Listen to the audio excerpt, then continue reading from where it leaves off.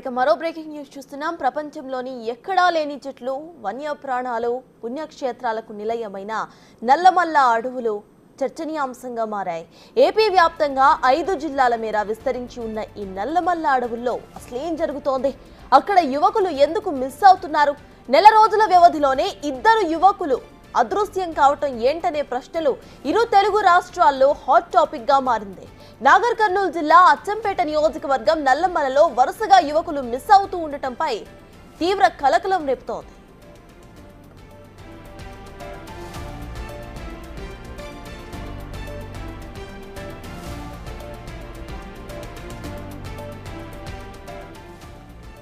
Latest గా శ్రీశైలం దైవ దర్శనానికి వెళ్లి వస్తున్న యాదయ్య అనే యువకుడు అటవీ ప్రాంతంలో కనిపించకుండా పోయాడు.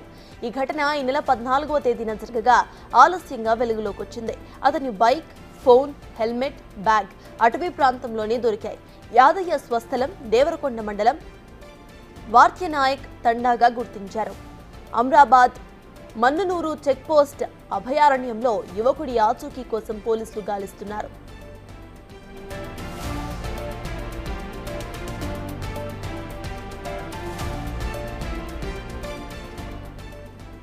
గత నెలలో కూడా లింగాల మండలం ఎర్రపెంటకు చెందిన శంకర్ అనే యువకుడు ఇలానే కనిపించకుండా పోయాడు. అటవీ ఉత్పత్తుల సేకరణ వెళ్లి శంకర్ మిస్ అయినట్టుగా వాపోతున్నారు. అతని ఆచూకీ కోసమే పోలీసులు గాలిస్తున్నారు. ఇంతలోనే మరో యువకుడు కూడా కనిపించకుండా పోవడంతో సర్వత్రా ఆందోళన కలిగిస్తోంది. వీరిద్దరూ కూడా ఆమ్రాబాద్ ఏరియాలోనే కనిపించకుండా పోవటం పలు అనుమానాలను దారితీస్తోంది. 14 మంది సభ్యులతో కూడిన పోలీసుల బృందం విశాఖ అధికారులతో కలిసి స్థానికుల సహాయంతో యువకుల కోసం అడవిని జల్లెడపడుతున్నారు.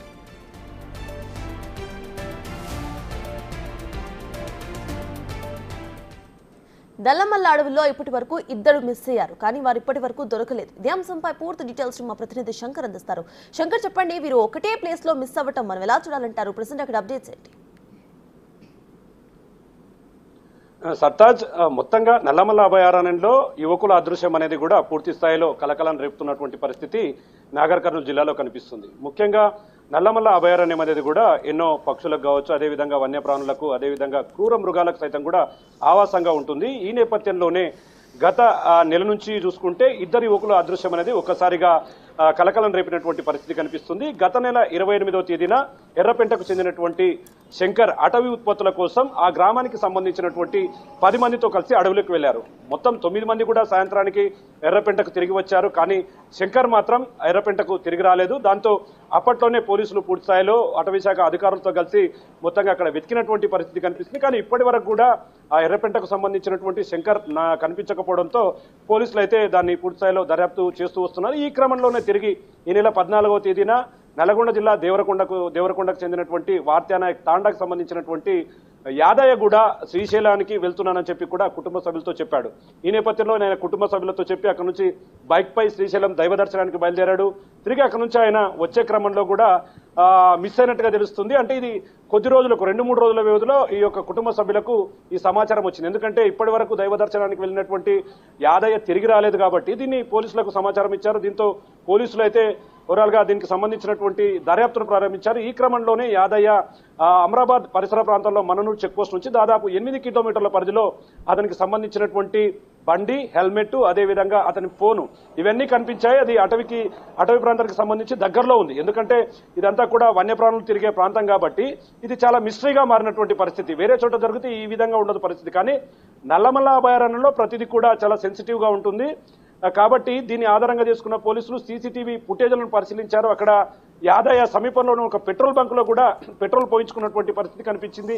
దీంతో కుటుంబ సభ్యులంతా కూడా ఈ వార్త తెలిసిన వెంటనే మన్ననూరుకు దగ్గరికి రావడం జరిగింది. అక్కడ పోలీసులతో కలిసి నిన్న ఉదయం నుంచి సాయంత్రం వరకు కూడా నల్లమల్ల అటవీ ప్రాంతానికి సంబంధించి సమీప ప్రాంతాలను కూడా పూర్తిగా 14 మంది ఎవరైతే పోలీసులు, అటవీ శాఖ అధికారులు కూడా జల్లెడ పట్టారు. కానీ ఎక్కడ కూడా యాదయ్యకు సంబంధించినటువంటి ఆనవాళ్ళు ఎక్కడ కూడా లభ్యం కాలేదు. దీంతో కుటుంబ సభ్యుల రోదనలు అయితే మిన్నంటున్నాయి. మొత్తంగా దీనికి సంబంధించి ఇప్పటికీ అంటే ప్రజెంట్ సిచ్యువేషన్ కనుక తీసుకుంటే రోడ్లపై ఉన్న సీసీ ఫుటేజ్లు కాకుండా అడవుల్లో చాలా లాంగ్ లో ఉంటాయి. అంటే ఎర్రపెంటకు దీనికి చాలా డిఫరెన్స్ వర్షన్ గా చెప్పొచ్చు. ఎందుకంటే ఎర్రపెంట, బౌరాపూరు, అప్పాపూరు ఇట్లాంటి ప్రాంతాలన్నీ కూడా నల్లమల్ల అటవీ ప్రాంతాల్లో చాలా లోపలగా ఉంటాయి. అవంతా కూడా చాలా డేంజరస్ ప్లేసెస్. కానీ ఈ రోజు ఎక్కడైతే యాదయ్య మిస్ అయ్యాడో ఆ సమీప ప్రాంతంలో కూడా అడవి ఉన్నప్పటికీ అది రోడ్డుకు దగ్గరలో ఉండడం ఇది కొంత అనుమానాలకు రేకెత్తిస్తున్నటువంటి పరిస్థితి కనిపిస్తుంది. దీనికి సంబంధించి ఎక్కడైతే వన్యప్రాణులకు సంబంధించి లోపల సీసీ ఫుటేజ్లు ఏర్పాటు చేస్తారో, అంటే వాటి కదలికలకు సంబంధించి ఏర్పాటు చేశారు, వాటికి సంబంధించిన సీసీ ఫుటేజ్లను కూడా వెతికే పనిలో పోలీసులు అయితే పడ్డారు. ఇప్పటికి వాళ్ళ కుటుంబ సభ్యులు అయితే అక్కడ తమకు సంబంధించినటువంటి యాదయ్యను తమ కుటుంబ సభ్యుల్ని అప్పజెప్పాలని చూస్తున్నారు. సర్దాజ్, ఏదేమైనప్పటికీ నెల రోజుల వ్యవధిలోనే ఇద్దరు యువకుల మిస్సింగ్ అనేది నల్లమలలో కలకలం రేపుతుంది. మొత్తంగా అదంతా రిస్ట్రిక్షన్ ఏరియా. మరి ఒకవేళ యాదయ్య లోపలికి పోవాల్సి వస్తే మాత్రం అక్కడ అంతా కూడా సెక్యూరిటీ పర్పస్ ఉంటుంది. దాన్ని దాటుకుని ఏ విధంగా లోపలికి వెళ్తాడనే అనుమానాలు కూడా రేకెత్తుతున్నాయి. మొత్తంగా ఈ రోజు సాయంత్రానికి ఒక క్లారిటీ వచ్చే అవకాశాలు అయితే నల్లమలలో కనిపిస్తున్నాయి. మొత్తంగా వాళ్ళ కుటుంబ సభ్యులు కూడా పూర్తి స్థాయిలో యాదయ్య కోసం అయితే రోధిస్తున్నటువంటి పరిస్థితి ఇక్కడ కనిపిస్తుంది. ఇది ఓవరాల్ గా అంటే నాగర్ కర్నూలు జిల్లా అచ్చంపేట నియోజకవర్గం అమరాబాద్ మండలానికి సంబంధించి సమీప ప్రాంతంలో యువకుల మిస్సింగ్ కు సంబంధించినటువంటి ప్రధాన అంశం. మొత్తంగా అధికారులు అయితే దీని మీద స్పెషల్ గా ఫోకస్ చేసి ఎలాంటి ఆధారాలు దొరికినా వెంటనే సమాచారం ఇచ్చే విధంగా కూడా గాలింపు చర్యలు అయితే ముమ్మరం చేస్తున్నారు నల్లమలలో. Right, thank you Shankar.